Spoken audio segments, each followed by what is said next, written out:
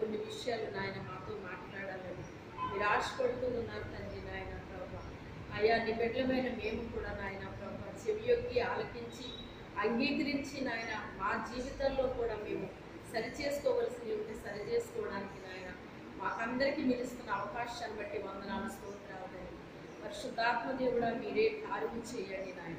దయగల తండ్రి కృపగల నాయన మీకే స్తోత్రాలు అయ్యా. స్తుతులు తండ్రి స్తుతులు నాయన. అయ్యా కూడి వచ్చిన బిడ్డలందరిని బట్టి వందనాలు స్తోత్రాలు, నన్ను బట్టి వందనాలు స్తోత్రాలు తండ్రి.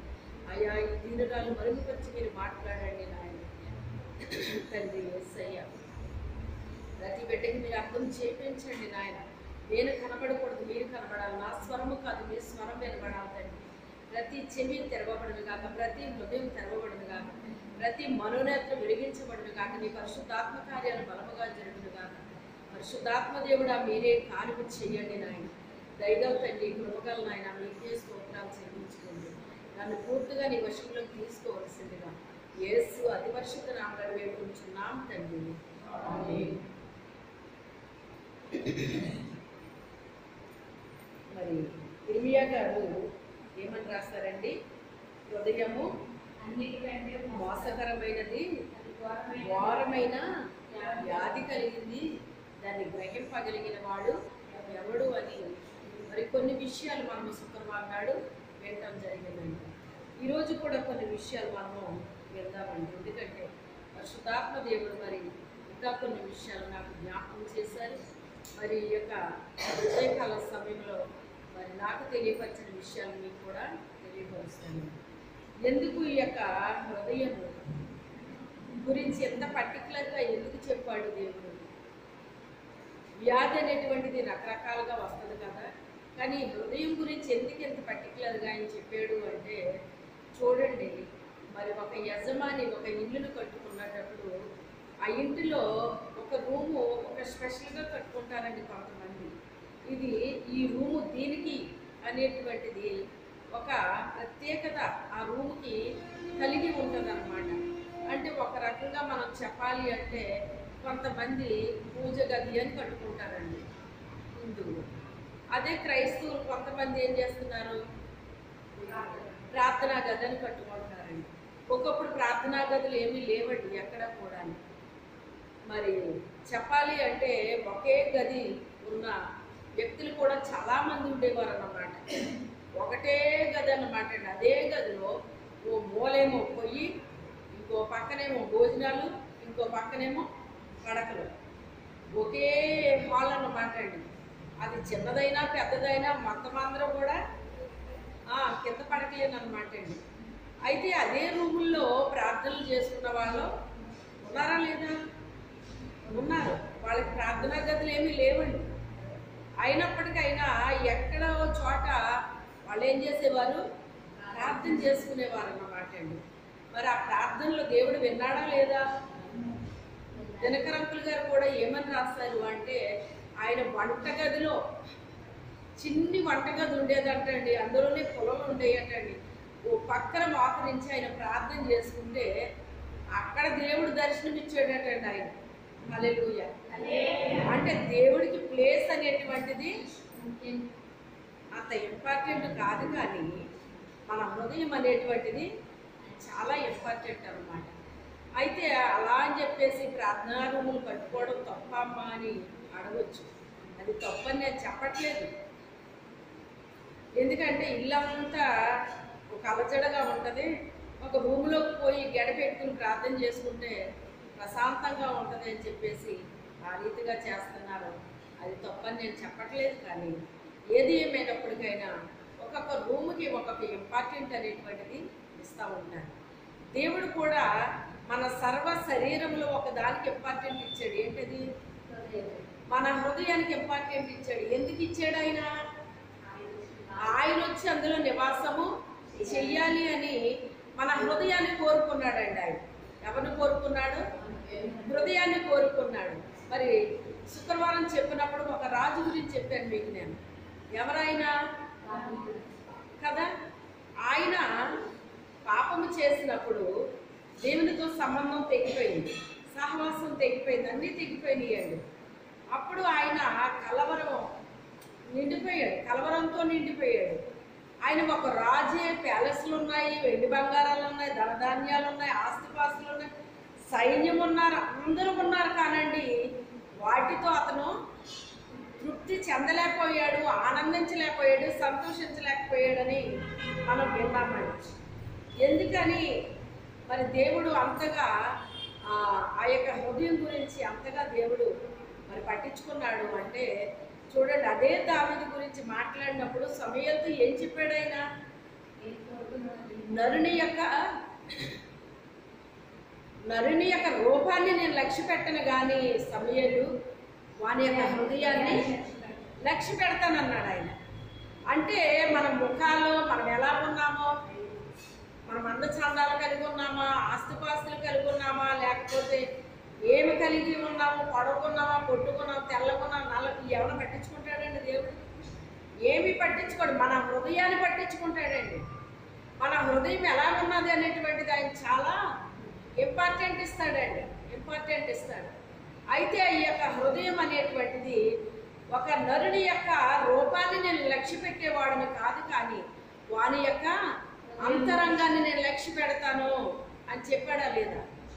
అందుకే ఇప్పుడు అంతరంగంలో నాకు స్థిరమైన మనసుని నూతనముగా పుట్టించు ప్రభువా అని ఏం చేస్తున్నాడు? ఏడుస్తున్నాడు, ప్రార్థిస్తున్నాడు, ఏడుస్తున్నాడు. చాలా మరి కన్నీరు మున్నీరు అయ్యాడు అన్నమాట అండి. అతను ఉపవాసం ఉన్నప్పుడు జరగలేదు ఆ పని, అతను ఏం చేసినా జరగలేదు. కానీ ఎప్పుడైతే అతని హృదయంలో నుంచి ఆయన మొరపెట్టాడో దైవ చిత్తానుసారమైన దుఃఖము మారు మనసును కలుగు చేసినట్లుగా ఈ మనసులో మరలా తిరిగి ఏమొచ్చింది? ఇప్పుడు ఇతనికి ఆల్రెడీ మారు మనసు పొందుకున్న వ్యక్తే, కానీ ఇప్పుడు ఏమొచ్చింది? మళ్ళీ మనసు మారిపోయింది. మనసు మారిపోయి శరీరం ఏదో కోరుకుంది. ఆ శరీరం కోరిన దాన్ని అతను ఇచ్చేసరికి దేవుడికి అది ఇష్టం అవ్వలేదు. పాపినైనా ప్రేమిస్తాడట కానీ పాపాన్ని ప్రేమించడండి. అసలు దావీదుని ఎంతో ప్రేమించాడు కానీ అది చేయడం దేవుడు ఆయనకి ఇష్టమైందా? ఆయనకి ఇష్టమైన విడలమైనప్పటికైనా కూడా, ఆయనకి ఇష్టం లేనిది ఏది చేసినా కూడా మనల్నైనా కూడా దానికి తగిందేదో వస్తుంది అన్నమాట అండి. దానికి తగిందేదో వస్తుంది. వచ్చినప్పుడు ఏం చెయ్యాలి? మనం ఏం చేయాలండి? సరి చేసుకోవాలి. ఏం చేయాలి? సరి చేసుకోవాలి. సరి చేసుకున్నాడా లేదా? పాపమును గురించి, నీతిని గురించి దేవుడు, పరిశుద్ధాత్మ దేవుడు ఏం చేస్తాడట? ఒప్పేస్తాడట. అప్పుడు ఎందులో ఉంది తప్పు? ఎందుకు నేను ఎంతో ఉపవాసం చేసినా, నేను ఎందుకు అంగీకరించబడలేదు? అసలు దేవుడికి నాకు మంచి రిలేషన్ ఉంది కదా, దేవుడికి నేనంటే చాలా ఇష్టం కదా, అయినప్పటికైనా నన్ను ఎందుకు నేను ఉపవాసం చేసినా కూడా ఎందుకు ఆయన ఇష్టపడలేదు అని అనుకున్నప్పుడు, శరీరానుసారంగా చేస్తే నాకు అది ఇష్టం అవుదయ్యా. నీ హృదయంలో ఒక పశ్చాత్తాపం రావాలి. నువ్వు చేసింది తప్పు అని నీ హృదయంలో ఏం రావాలి? పశ్చాత్తాపం రావాలి. ఆ పశ్చాత్తాపం వచ్చినప్పుడు దేవుడు ఏం చేశాడు? స్పందించాడా లేదా? ఎవరమైనా అంతేనండి. ఎవరమైనా కూడా, దేవునికి ఇష్టమైన బిడ్డలమైనా కూడా మన యందు దేవుడు సంతోషిస్తున్నాడు, ఆనందిస్తున్నాడు. ప్రభు అంటే ఏంటమ్మా అంటున్నాడు, అంతా బాగానే ఉంది. కానీ ఆయనకి ఇష్టం లేని పని మనం చేసినప్పుడు స్పందన ఉంటుంది, ఇంకా మౌనమైపోతాడు ఆయన. అంటే మనం చేసిన ప్రార్థన వినబడట్లేదా? వినబడుతుంది. కానీ చేసిన తప్పు ఏం చేయాలి? మనం తన అతిక్రమములు దాచిపెట్టేవాడు వర్ధిల్లడు, కానీ వాటిని ఒప్పుకొని విడిచిపెట్టేవాడు దేవుని యొక్క కనికరాన్ని పొందుకుంటాడటండి. ఇప్పుడు దేవుని కనికరం ఎవరి మీదకి వచ్చింది?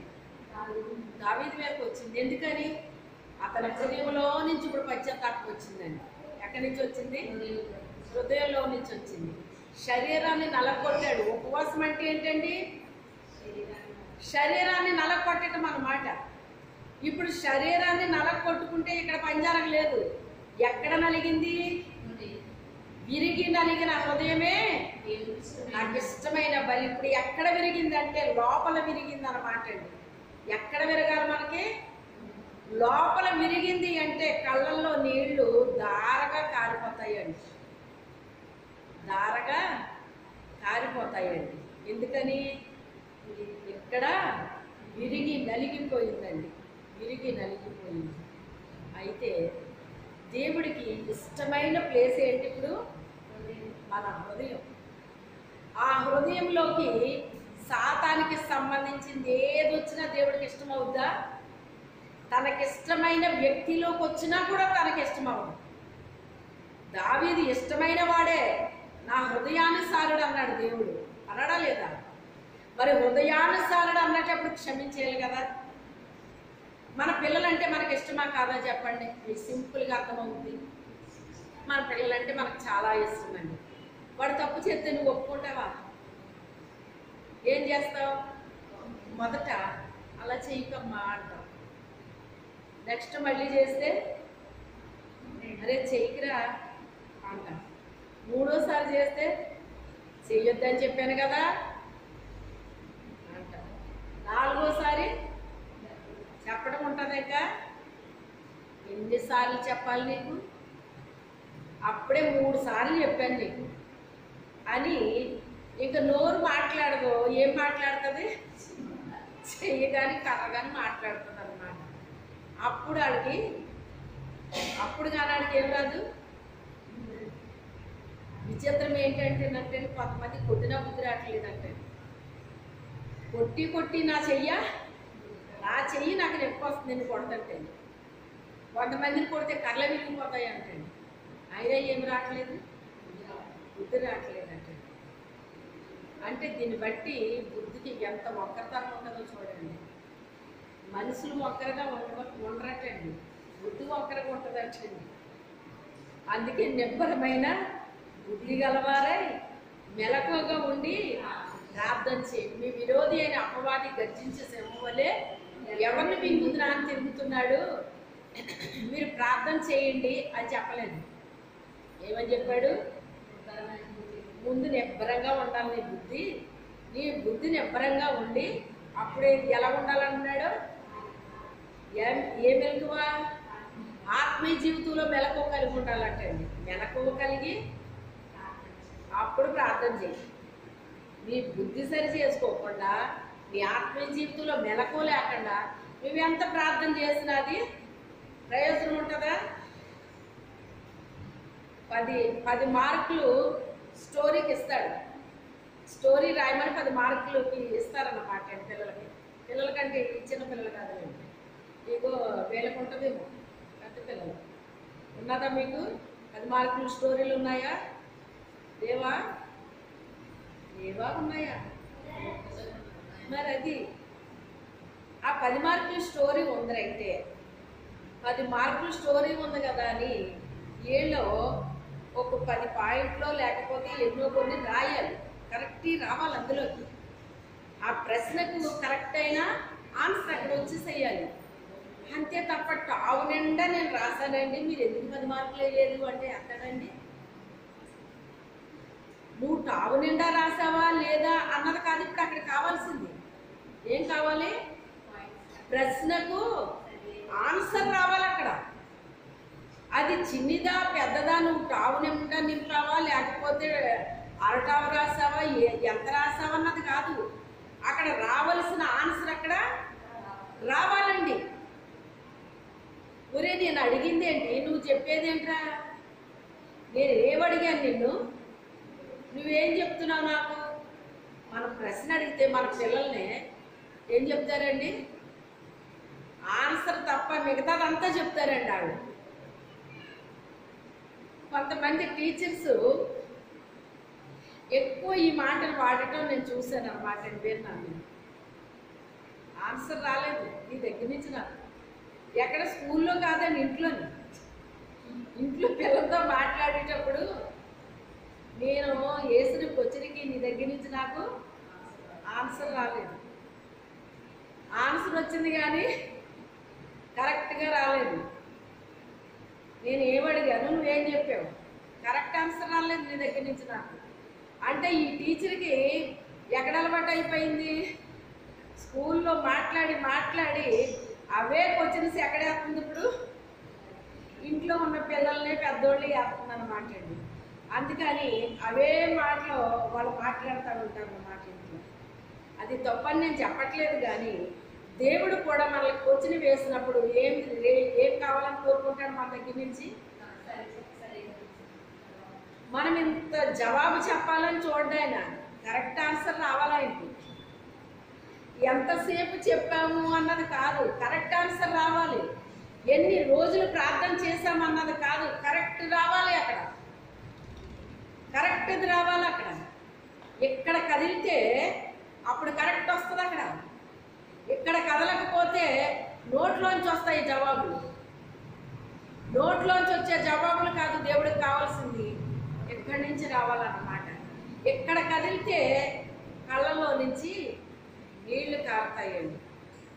ఆనాడు రాజులు సహితం విడిచిపెట్టలేదండి దేవుడు. ఆయనకి ఇష్టమైన వాళ్ళేనండి. ఈరోజు మరొక రాజుని మీకు పరిచయం చేస్తాను. ఈ రాజు కూడా దావీదు ఎలా చేశాడో, దావీదు చేసినట్టే చేశాడటండి. చేసినట్టే చేశాడు, కానీ దావీదు అంతకు వాడేం కాదనమాట. అర్థమైందా? దావీదు ఎలా చేశాడో అలాగే అతను కూడా చేశాడని ఉంది. అర్థమైపోవాలి ఈ పాటికి. ఎవరో హిజ్కియా అన్నీ చేశాడండి. దేవుడు ఏం చెప్తే అన్నీ చేశాడండి. అన్నీ చెప్తేనంట మరణకరమైన వ్యాధి వచ్చిందంటండి. ఏమన్నా బాగుందండి ఇది? దేవుడు చెప్పినట్టుగా చేస్తే మరణకరమైన వ్యాధి వచ్చిందంటండి. అసలు ఇదేంటండి?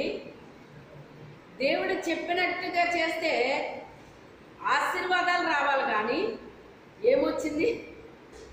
మరణకరమైన వ్యాధి. వ్యాధి కూడా కాదు, ఇక ఆ వ్యాధితో ఆయన ఏమైపోతాడో చనిపోతాడు అనమాట.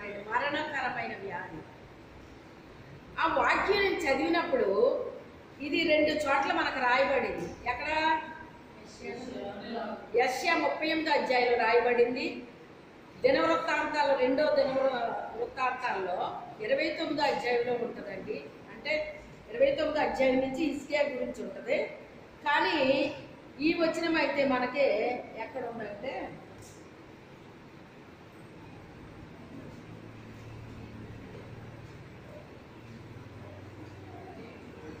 32వ అధ్యాయం, దినవృత్తాంతాలు 2వ గ్రంథం 32వ అధ్యాయం 25వ వచనం నుంచి ఆన్సర్ దొరుకుతుంది అన్నమాట మనకి. అయితే హిజ్కియా మనసును గర్వించి తనకు చేయబడిన దేవునికి తగినట్లు ప్రవర్తింపనందున అతని మీదికి యూదా యెరూషలేములో వారి మీదికి కోపం రాగా హిజ్కియా హృదయగర్భం విడిచి తాను యెరూషలేము కాపురస్తులు తమను తాము తగ్గించుకుని వెళ్తారు. హిజ్కియా దినంలో యెహోవా కోపం జనుల మీదికి రాలేదు. అదండి ఈ వాక్యాన్ని నేను చదివినప్పుడు నాకు ఆశ్చర్యం అనిపించింది. ఇప్పుడు చాలా సంవత్సరాలు అప్పుడు నేను చదివాను ఈ వాక్యాన్ని. అప్పటికి ఎంతగా నాకు కనెక్షన్ కూడా తెలియదు నాకు. ఇదే వాక్యము యెషయా గ్రంథంలో 38వ అధ్యాయంలో ఉన్నదన్నది కూడా నాకు అంతగా తెలియదు అన్నమాట. తెలియకపోతే వాక్యాన్ని అంతా చదివాను, మీకు సింపుల్గా చెప్పాను, కానీ అది మొత్తం మీరు చదివితే చాలా బాగా అర్థమవుతుంది అన్నమాట అండి. ఆయన చర్య అంతటి ప్రకారంగా చేశాడటండి. దేవుడు ఏం చెప్తే అదే చేశాడటండి. చేసినప్పుడు ఈ హిజ్కియాకి విజయాలు వచ్చినాయండి. ఆ ప్రజలకి హిజ్కియాకి ఏమొచ్చినాయి? విజయాలు వచ్చినాయి అటండి. ఈ విజయాలు వచ్చినప్పుడంట తనకి తెలియకుండా తన మనసులో ఏమొచ్చిందంటండి? గర్వం వచ్చిందంటండి. మీరు దీన్ని బట్టి ఆలోచించండి. అతడు దేవుడు చెప్పింది చెప్పినట్టుగా చేస్తున్నాడండి. అతడు దేవుడు చెప్పింది చెప్పినట్టుగా చేస్తున్నాడండి. దేవుడు విజయాలు ఇస్తున్నాడండి. అతనికి తెలియకుండా అతని మనసులోకి గర్వం వచ్చిందంటే సాతానుడు ఎంత మనకి తెలియకుండా మనలో పెడతాడో మీరు ఒకసారి ఆలోచించండి. మనకు తెలియకుండా ఎలా పెడతాడో అంటే మనం పతనమైపోవాలి. ఏమైపోవాలి? మనం పతనమైపోవాలి. దేవునికి మనకి రిలేషన్ కట్ అయిపోవాలి. అది వాడికి కావాల్సింది అన్నమాట. నాకు దక్కని స్నేహము వీళ్ళకెందుకు దక్కాలి? మన మీద సాతానుడికి చాలా పిచ్చి కోపం అండి. మీరేమనుకుంటున్నారో నాకు తెలియదు, కానీ మనం అంటే వాడికి అసలు ఇష్టం ఉండదండి. దేవుడి బిడ్డలంటే వాడికి అస్సలు ఇష్టం ఉండదండి, నచ్చదండి.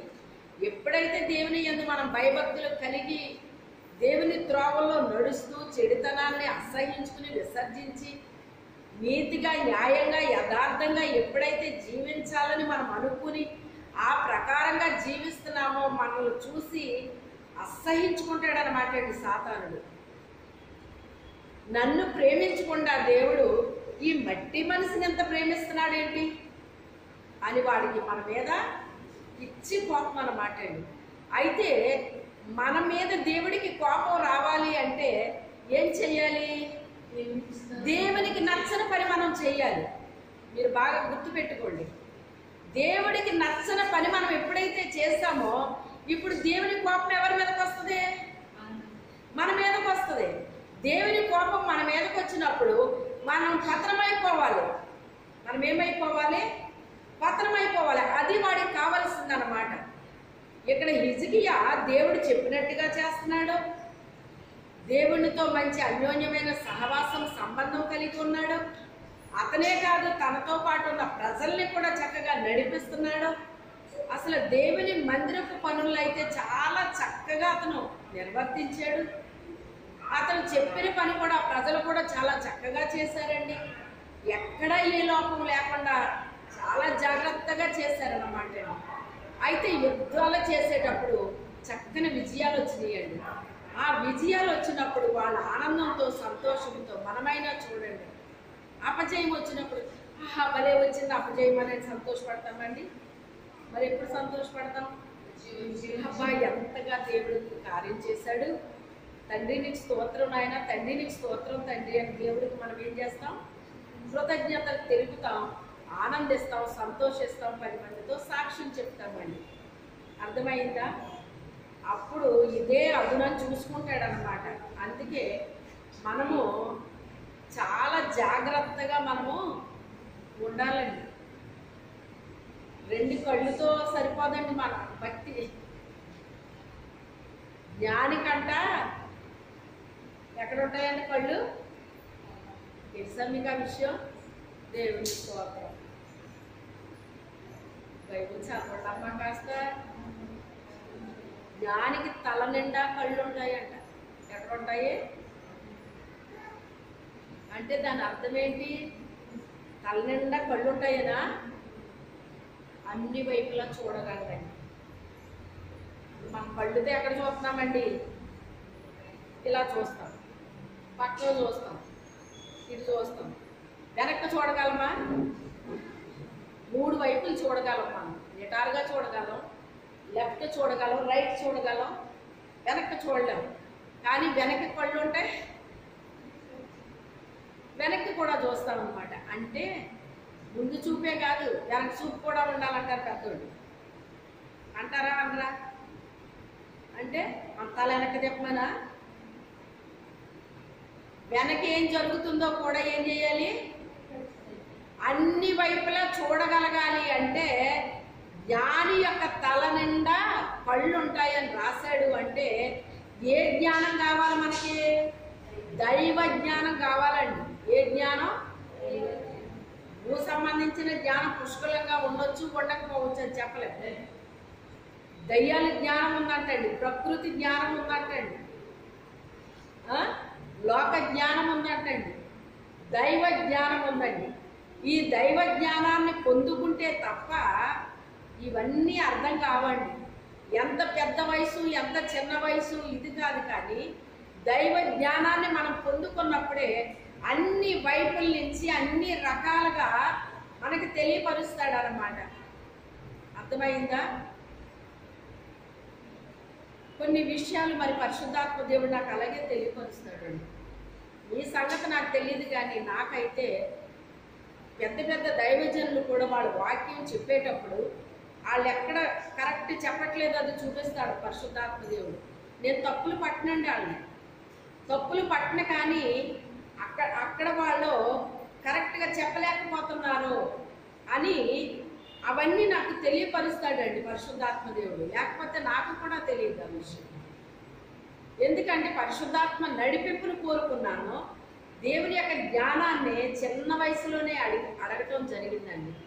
అది దైవజ్ఞానం అడిగాను అంటే నాకు తెలియదు, కానీ పరిశుద్ధాత్మ దేవుడే ఆ జ్ఞానాన్ని నువ్వు పొందుకోవాలి, ఆయన అడుగు అడుగు అని నాతో అడిగించేశాడు. ఆయన తెలివి కావాలి, జ్ఞానం కావాలి, నీతి కావాలి, యథార్థత కావాలి, పరిశుద్ధత కావాలి, ఇవన్నీ అడుగు. అవి అడగమన్నాడు, అడిగించాడండి ఆయన. లేకపోతే నాకేం తెలుసు అవన్నీ? నాకు తెలియదు. నాకు తెలిసిందల్లా ఏం తెలుసు? దేవుడే తెలుసు. వాక్యం తెలుసు, దేవుడు తెలుసు తప్ప ఈ వాక్యం వినడం, అది ఇక్కడ భద్రపరచుకోవడం తెలుసు. దేవుడు అంటే దేవుడు ఎంత గొప్పవాడు అనేటువంటిది అది అర్థమైంది. ఎలాగ అర్థమైంది?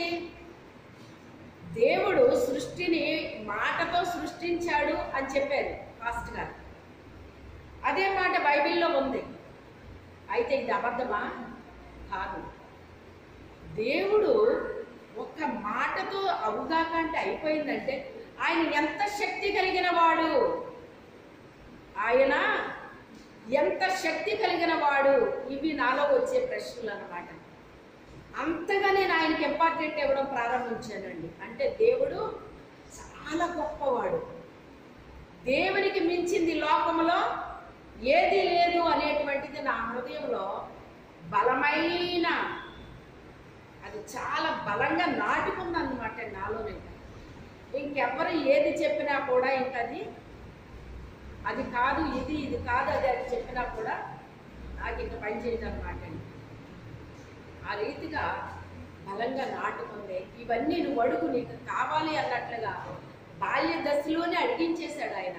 అందుకే ఎదుటి వాళ్ళు ఎక్కడ ఏ తప్పు అడుగు వేస్తున్నారో, ఏం చేస్తున్నారు అనేటువంటిది పరిశుద్ధాత్మ దేవుడు నాకు అవి తెలియపరుస్తూ ఉంటారన్నమాట అండి. అవి ఎప్పుడైతే తెలియపరుస్తున్నారో నాకు అర్థమవుతూ ఉంటుంది అన్నమాట అండి.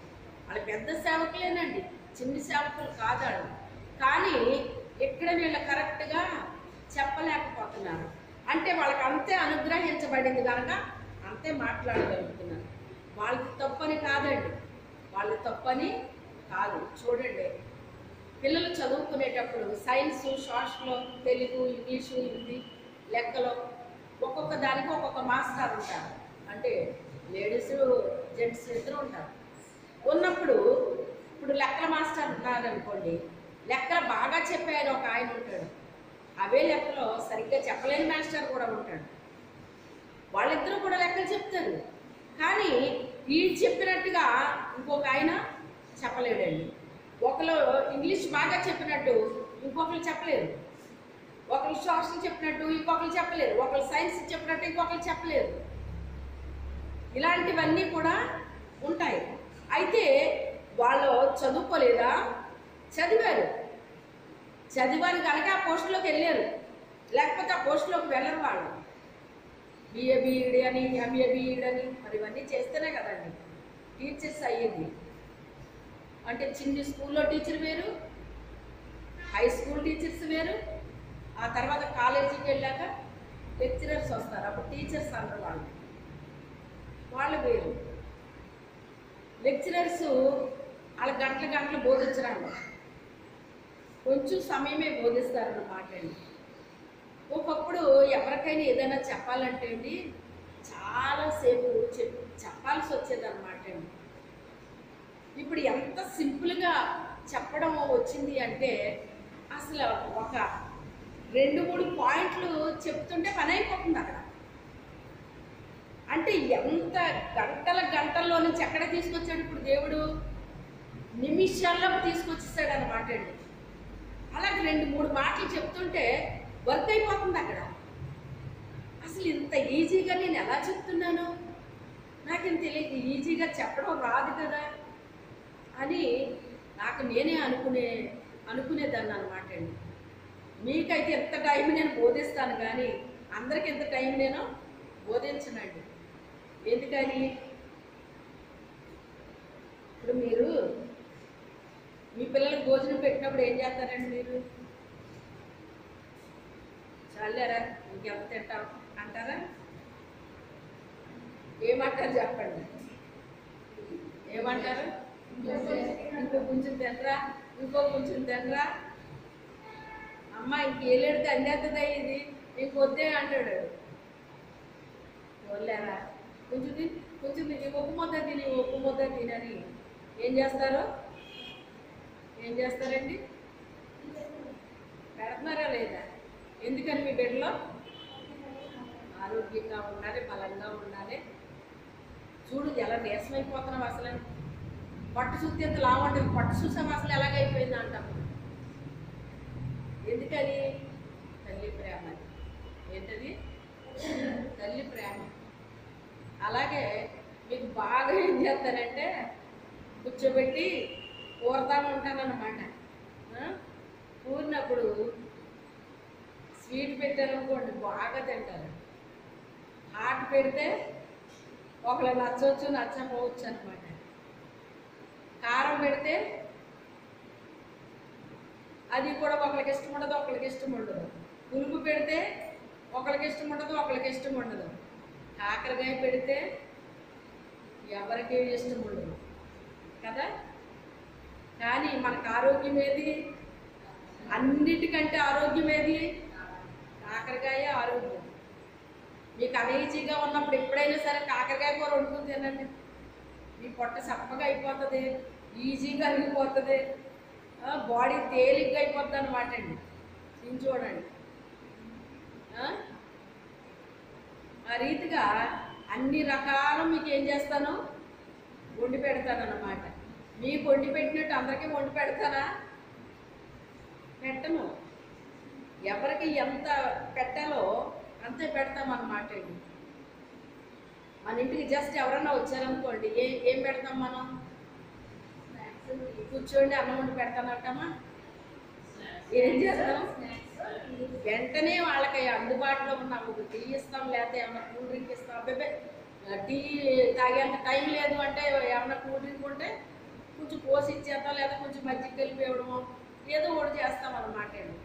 అంతే తప్ప ఉండండి మీరు వచ్చారు కనుక కూర్చోండి మీకు వంట చేసి పెడతానని కూర్చోబెడతామంటాడు. ఆ భోజనం చేసే అంత టైం ఉన్న వాళ్ళు అలాంటి వాళ్ళు వచ్చినప్పుడు ఏం చేస్తాం మనం? కొంచెం భోజనం చేసి వెళ్ళండి అని చెప్పేసి మనం వాళ్ళ కోసం వంట సిద్ధపరిచి పెడతాం. ఇలాగే వాక్యం అనేటువంటిది కూడా నిమిషాల్లో పెట్టేది ఉంటుంది, కాస్త టైం తీసుకుని పెట్టేది ఉంటుంది, ఇలాగ రకరకాలుగా ఉంటుంది అన్నమాట అండి. దేవుని యొక్క మహాకృప వల్ల ఇప్పుడు నిమిషాల్లో కూడా వాక్యం పెట్టే కృపలోకి దేవుడు తీసుకొచ్చాడండి. హల్లెలూయా.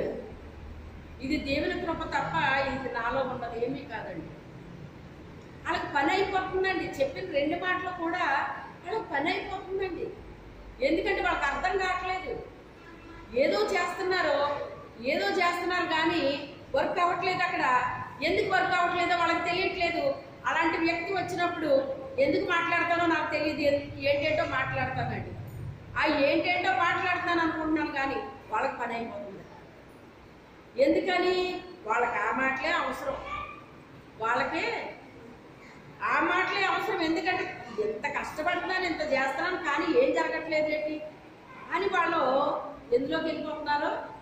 ఒక రకమైన బాధలోకి వెళ్ళిపోతున్నారు. అప్పుడు పరిశుద్ధాత్మ దేవుడు ఏం చేస్తాడంటే నన్ను మరుగుపరిచి వాళ్ళతో మాట్లాడతాడు అన్నమాట.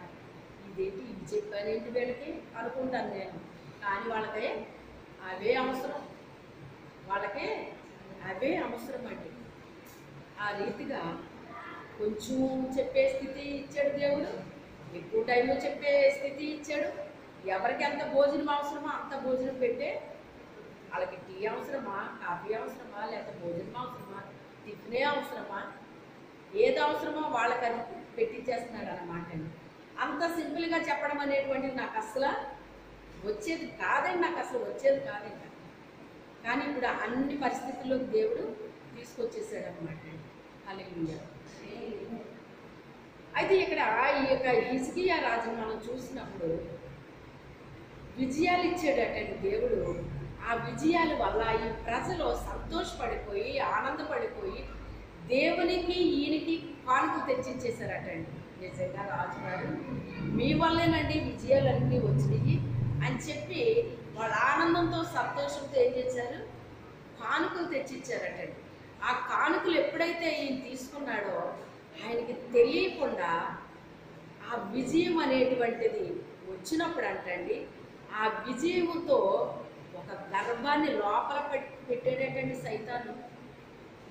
మనస్సున గర్వించిన వాడై అని అక్కడ రాయబడింది అన్నమాట. అంటే నేను యెషయా గ్రంథం చదివినప్పుడు నేను అడుగుతున్నాను అన్నమాట, ఇదేంటి ఇంత ఇలాగా చక్కగా చేసిన ఆయనకి ఈయనకి మరణకరమైన వ్యాధి ఎందుకు వచ్చింది ప్రభువా అని అడిగాను దేవుడిని. అడిగితే అప్పుడు పరిశుద్ధాత్మ దేవుడు దినవృత్తాంతాలు చదువు అని ప్రేరేపణ కలుగు చేశాడండి. ఇది ఎప్పుడు మాట తెలుసా? ఒక ఇంచుమించుగా 20 ఏళ్ళు అయ్యి ఉండొచ్చేమో అండి. ఇది ఇంచుమించుగా 25 ఏళ్ళు అయ్యి ఉండొచ్చు అనమాట. అప్పుడు దినవృత్తాంతాలు చదవాలని నాకు ప్రేరేపణ వస్తుంది. దినవృత్తాంతాలు ఎందుకు చదవమంటున్నాడు దేవుడు, అక్కడేముంది అనుకుని ఆ దినవృత్తాంతాల దగ్గరికి వెళితే అక్కడ ఈ మాట రాయబడింది అన్నమాట. ఇదంతా చదువుకుంటా వస్తే ఇప్పుడు నాకు ఆన్సర్ ఎక్కడ దొరికింది? అక్కడ దొరికింది అన్నమాట అండి. అందుకే వాక్యం అంటండి, కొంత ఎచ్చట కొంత అచ్చట దొరుకుతుంది అంటండి. ఒకే చోట దొరకదంట మనకు వాక్యం. కొంత అచ్చట దొరుకుతుంది, కొంత ఎచ్చట దొరుకుతుంది, కొంత ఎక్కువ చోట దొరుకుతుంది అంటండి. అదంతా గ్యాదర్ చేయాలన్నమాట అండి మనం. అదంతా ఏం చేయాలి? మీకు పజిల్స్ ఏవో తెలుస్తాయి మీకు బాగానే. ఇది పూర్తి చేయండి అంటాడు అనమాట. అన్నీ అందులోనే ఇస్తాడు అనుకుంటా. పిల్లలకు బాగా ఇష్టం అండి ఇలాంటివి. ఇది మెదడుకు మేత అని పెడతాడు మళ్ళీ నాకు. పిల్లలు ఎంత ఇంట్రెస్ట్గా చేసుకుంటారో పాపం అలాంటివి. మంచిదేలేండి. అయితే ఆ రీతిగా అక్కడ దొరికింది నాకు ఈ ఆన్సర్ అనమాట అండి. మనస్సు నాకు గర్వించిన వాడే, వీటిని ఎలా చేసినా ఇతనికి గర్వం ఎలా వచ్చింది అని చెప్పి నాకు చాలా ఆశ్చర్యం కలిగిందండి.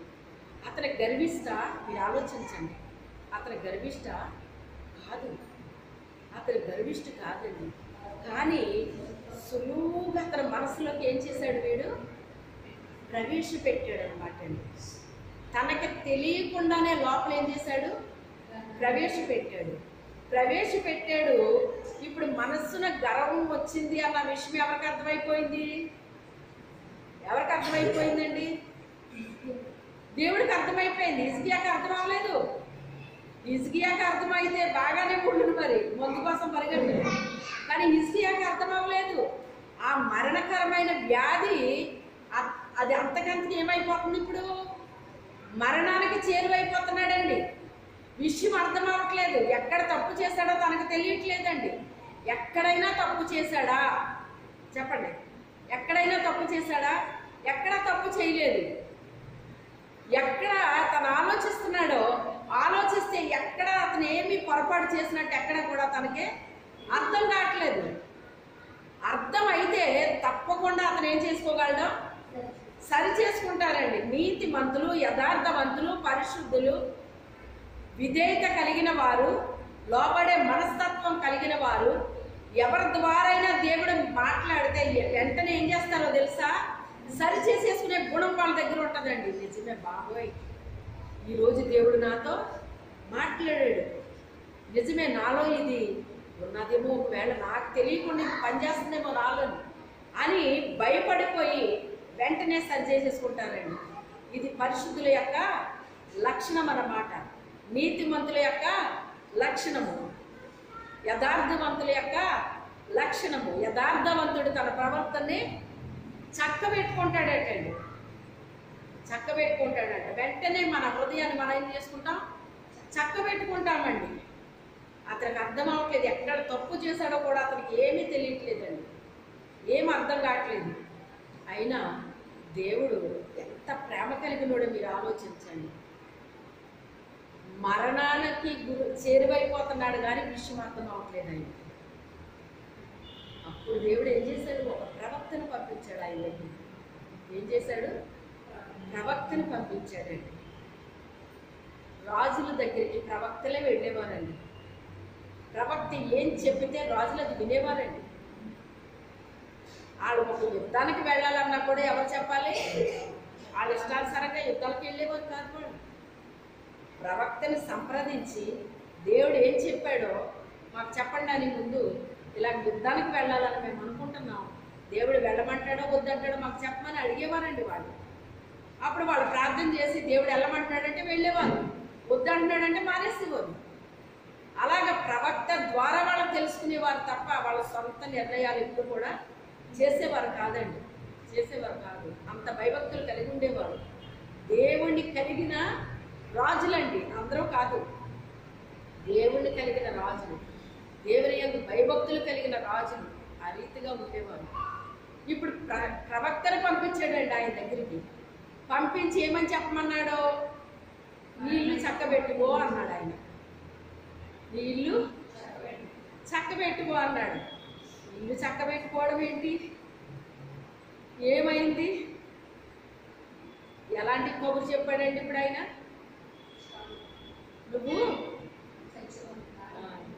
నువ్వు చచ్చిపోతావు అని చెప్పాలంటే అసలు ఎవరికైనా చెప్పాలనిపిస్తుందండి? చెప్పండి. అలా చచ్చిపోతారని దేవుడు చెప్పమన్నా కూడా చెప్పగలుగుతారండి ఎవరన్నా? చెప్పలేరు. నీకు మంచి జరుగుద్దని చెప్పు అని దేవుడు చెప్పాడు అనుకోండి, ఎదురు గంతేసి వెళ్ళి చెప్తాం. అవునా కాదా? కానీ అలాంటిది కానప్పుడు చెప్పగలుగుతామండి. కానీ ప్రవక్తలు అలా కాదండి. వాళ్ళకి ఏది చెప్పమంటే అది చెప్పేసేవారు.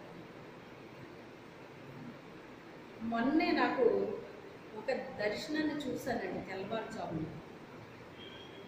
ఆ దర్శనంలో మరి చెప్పాలి అంటే ఒక బలమైన దుష్టుడు అన్నమాట. ఆ దుష్టుడిచ్చే నీళ్లు తాగితేనట మీకు ఆరోగ్యం వస్తుందని చెప్తున్నాడటండి. చెప్తుంటే ఆ నీళ్లు తాగుతున్నారటండి కొంతమంది. తాగుతుంటే ఆ తర్వాత ఆ దుష్టుడిని నాకు చూపించాడు. నేను అవన్నీ చెప్పను కానీ చూపించాడు. చూపించినప్పుడు ఏంటి ఈ నీళ్ళు తాగితే రావడం ఏంటి అని మరి వెంటనే ఏమనిపిస్తుందండి మనకి? దుష్టుడు అనేటప్పటికీ ఏమనిపిస్తుందండి? మరి చీ అనిపిస్తుందా లేకపోతే సంతోషం అనిపిస్తుందా? చీ అనిపించింది అన్నమాట. అయితే నాకు ఆ దర్శనాన్ని చూపించాడు అంటే తెల్లవారిన తర్వాత ఆ వ్యక్తి ప్రత్యక్షమవుతారనమాట. ఎవరికి సంబంధించిందో ఒక్కోసారి ఆ మనిషిని చూపించేస్తాడు దేవుడు, ఒక్కొక్కసారి చూపించరండి. చూపించకుండా తెలియపరుస్తుంది ఎవరికి సంబంధించింది ఇది, ఎవరికి సంబంధించింది ఇది అని చెప్పేసి నేను ఆలోచిస్తాను అన్నమాట అండి. ఎవరి గురించి ఇది చూపించాడు దేవుడు నాకు అని ఆలోచిస్తాను. ఆలోచించినప్పుడు తేట తెల్లగా నాకు అర్థమైపోయిందండి. ఆ నీళ్ళు అంటే ఒక వాక్యం అన్నమాట అండి. ఆ యొక్క పాస్టర్ అంటే వేరే ప్రాంత పాస్టర్ అండి. అతను ఒక సిటీ అన్నమాట అండి. ఇవన్నీ మీకు చెప్పకూడదని చెప్పట్లేదు. ఒక సిటీ నుంచి వచ్చి రంపచోడవరాన్ని మీటింగ్ పెట్టించాడు. మరి గత సంవత్సరమో లేకపోతే ముందు సంవత్సరమో నాకు గుర్తులేదు కానీ పెట్టించాడండి. పెట్టించినప్పుడు నేను వెళ్ళలేదు కానీ విన్నాను అన్నమాట. మనోళ్ళు కూడా కొంతమంది వెళ్ళినట్టున్నారు. విన్నప్పుడు చాలా బాగా చెప్పాడండి, చాలా బాగా చెప్పాడండి అని చెప్పేసి అన్నాను. అన్న తర్వాత ఆయన గురించి కొన్ని విషయాలు నాకు చెప్తున్నారన్నమాట. ఒకరు చెప్తుంటే వెంటనే నాకు డౌట్ వచ్చిందండి. ఇదేంటిది అని వెంటనే చెప్పాను కదండి. పరిశుద్ధాత్మదేవుడు ఆ విషయాలు తెలియపరుస్తాడు అన్నమాట అండి. అక్కడ నాకు వెంటనే నాకు డౌట్ అనిపించింది అన్నమాట. దేవునాత్మ కలిగిన వాళ్ళు ఇలా ఉంటారు కదా, ఏంటిది అని లోపల ఏమొచ్చింది? డౌట్ వచ్చింది. కానీ అది మనకి ఏమవ్వాలి మరి? అది మరి కన్ఫర్మ్ అవ్వాలి కదా మనకి. సరే అని చెప్పేసి అలా ఊరుకున్నాను అనమాట. ఊరుకుంటే ఈ వ్యక్తి ఆ వాక్యానికి ఆకర్షింపబడి ఈ యూట్యూబ్లో ఆయన వాక్యాలు బాగా వస్తున్నాయటండి. ఆ వాక్యాలు బాగా వేయడం ప్రారంభించాను అన్నమాట. ఇప్పుడు నాకు చూపించిన దానికి ఈ వ్యక్తి చూస్తున్న దానికి ఇప్పుడు కరెక్ట్గా ఏమైపోయింది? ఏమైపోయిందండి? సరిపోయింది. ఇప్పుడు నేను ఏం చేయాలో చెప్పండి. ఇప్పుడు ఆ వ్యక్తికి నేను ఎలా చెప్పాలి? చెప్పాలా వద్దా? మరి నాకు చూపించాడు కదా ఆయన. కాకపోతే ఇప్పుడు రిసీవ్ చేసుకునే వ్యక్తిలో ఉంది ఇప్పుడు ఇది. అమ్మో ఇంత బాగా ఇప్పుడు మీకు బాగా అర్థం అవ్వాలంటే, ఇప్పుడు మీ పిల్లోడు ఉన్నాడండి. మీ పిల్లోడు మీరు మంచి నీళ్లు మీరు ఇస్తున్నారు. మీ పిల్లోడికి మీరు మంచి నీళ్ళని ఇస్తున్నారు. అరే ఎక్కడ పడితే అక్కడ నీళ్ళు తాకే నీకేమొస్తుంది? అనారోగ్యం వస్తుంది. ఇప్పుడు పిల్లలకు కూడా మీరు ఏం చేస్తున్నారు? బాటిల్తో నీళ్లు పంపేస్తున్నారు మీరు. ఎందుకని? అక్కడ నీళ్లు తాగితే వీరికి ఏ అనారోగ్యం వస్తుందో అన్న భయంతో తల్లులు బాగా కష్టపడుతున్నారండి ఇప్పుడు పిల్లల కోసం. భోజనము, స్నాక్స్, టిఫిన్, ఏంటది మంచినీళ్ళు మొత్తం అన్నీ పంపేస్తున్నారండి. ఎందుకు మీ పిల్లల కోసం అంత జాగ్రత్త మీరు తీసుకుంటున్నారు చెప్పండి? ఇప్పుడు మీ ఓడికి ఉన్నట్టుండి జలుబు వచ్చేసింది, లేకపోతే ఏదో వచ్చేసింది, దగ్గు వచ్చేసిందో జలుబు వచ్చేసింది, ఏదో వచ్చింది. ఉన్నట్టుండి ఎంత సడన్గా నీకు ఎలాగొచ్చింది? తల్లిగారికి డౌట్ వచ్చిందా లేదా? ఎందుకంటే నువ్వు ఫుడ్ ఎప్పుడు పెడుతున్నావు, నువ్వు నీళ్ళు ఇస్తున్నావు. నీ ఫుడ్ వల్ల కానీ నీ నీళ్ళ వల్ల కానీ అనారోగ్యం వచ్చే అవకాశం ఉందా చెప్పండి?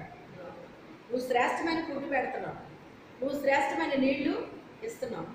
నీవు ఎంత శ్రేష్టమైన ఫుడ్ నీళ్ళు ఇచ్చినప్పుడు వాడికి ఎందుకు వచ్చింది? అది వస్తే వాతావరణాన్ని బట్టి అయినా రావాలి. అది ఎక్కడ చూసినా ఫీవర్ ఉందలేండి అంటాం మనం. ఎక్కడ ఫీవర్ లేదు, ఎక్కడ ఏమీ లేదు, మనకి మాత్రమే వచ్చింది అంటే నువ్వు ఎక్కడేం తిన్నావు? నువ్వేమన్నా నీళ్ళు తాగావా ఎక్కడన్నా అని అడుగుతారు ఆడదాన్ని. అప్పుడు నీ బిడ్డ కోసం నువ్వు కేర్ తీసుకుంటావా? తీసుకోవా? అప్పుడు మీ పిల్లోడు ఇవన్నీ ఇలాగే చెప్తావమ్మా, అసలు మా ఫ్రెండ్ తెచ్చి నీళ్ళు నేను తాగాను, లేకపోతే స్కూల్ దగ్గర నీళ్ళు తాగాను, అవి ఎంత బాగున్నాయో తెలుసా? ఆ నీళ్ళు కంటే ఇంకా బాగున్నాయి. ఆడేం చూస్తున్నాడో? తెలుపుని చూస్తున్నాడు. ఏం చూస్తున్నాడు? తెలుపుని చూస్తున్నాడు. లేకపోతే